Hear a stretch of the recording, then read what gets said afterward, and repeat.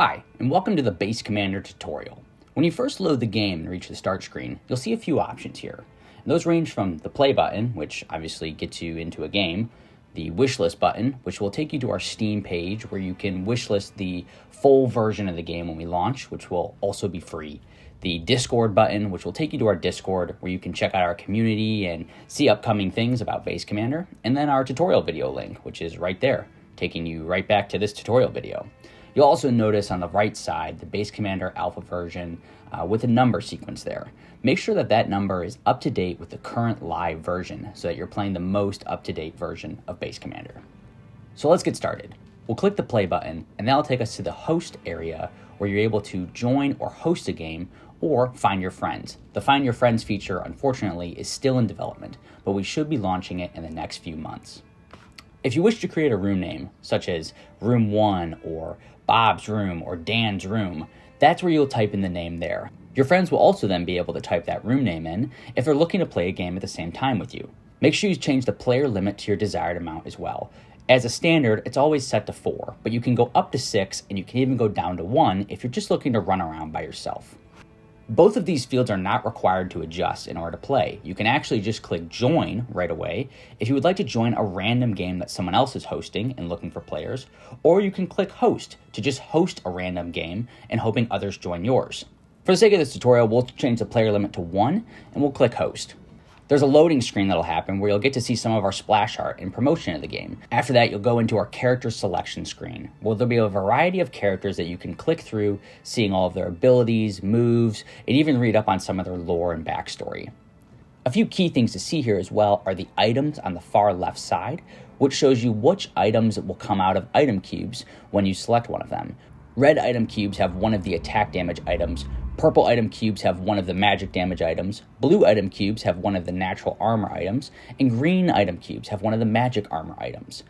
It's random on which item you will get from the colored cube, creating a little bit of versatility to the game. On the far right side, you'll also notice the bases that are going to be available in this game. Every round is different. There's always a random combination of 4 different bases, ranging from the attack damage to the speed to the armor to health or mana or other bases coming in the future. Right now, Base Commander always features 4 bases in every game, and as we update and improve the game, we'll be expanding both the map and the base number limit. Your goal is to capture all 4 bases to win, which you'll see at the top right there. Capture 4 bases to win. Once you've clicked through the characters and you've found someone that you want to play as, go ahead and select the team that you want to be on and then lock in. Team selection will default. If there's already too many players on one team, it'll put you on the other team in order to create balance in the game.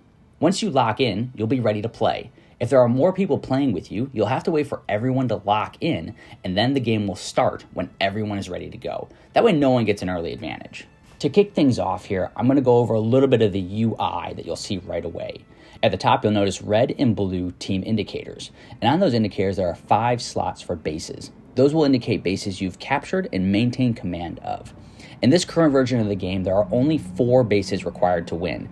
The 5th slot is just indicating that as we expand the game, we'll also be expanding the number of bases that there are. Down below, you'll notice your character icon. That just helps show which character you're playing as. And on that circle, you'll see what level you currently are. For Banco, he's currently level 1. Off to the left, there's an XP bar that will fill up as you battle enemies and gain XP from them. Then you have your traditional health and mana bars, with indicators on the far right featuring how much health or mana you have. Each player also has a health and mana regen. Then you have your Q, W, E, and R abilities. This game is best played when you have all 4 fingers on all 4 of those buttons. If you hover over the ability, you'll get a brief description on what it does, how much mana it costs, and a recommended item for making it stronger. Q, W, and E are considered normal abilities, while R is reserved for your ultimate ability.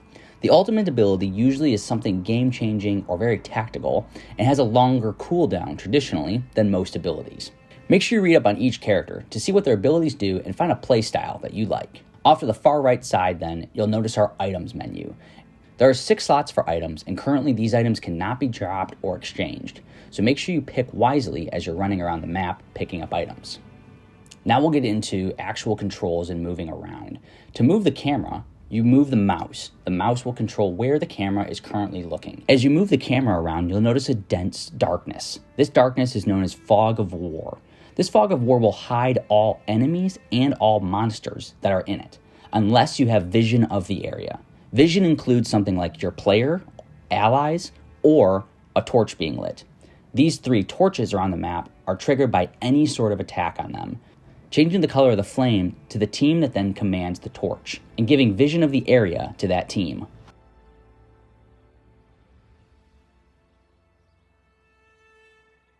If you would like to lock the camera on your player, just press the L button. That will lock the camera to you so that you'll be able to move around freely without having to focus the camera as well.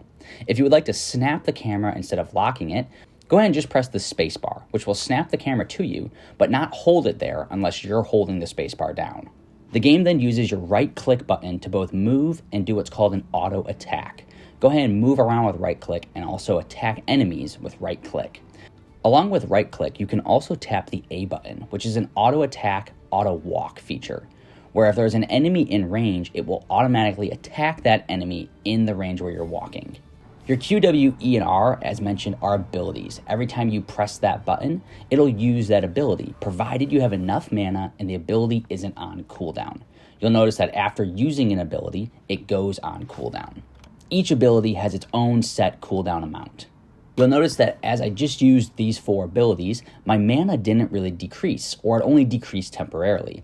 That's because this center ring provides a large amount of health or mana. When it's blue, it provides mana, and when it's green, it provides health to all players in the ring.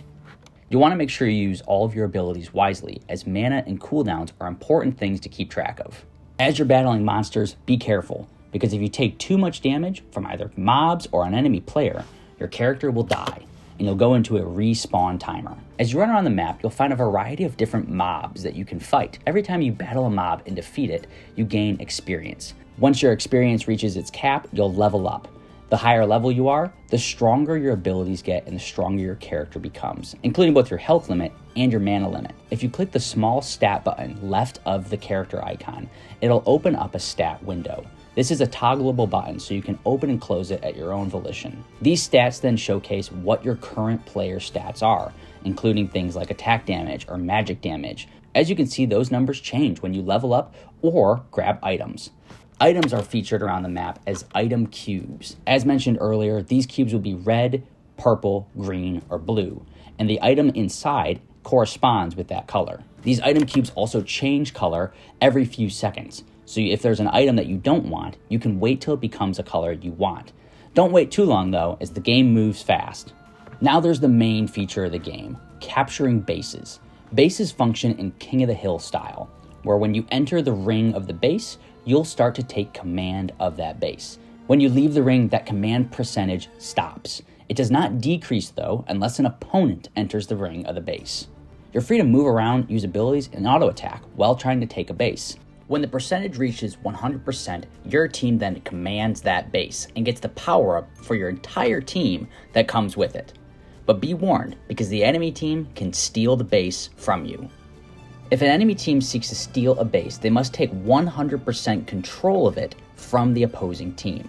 The defending team can eliminate the threat of a steal by taking out the opponents in the ring. They can then restore the ring's percentage back to 100% just to give them a buffer of control.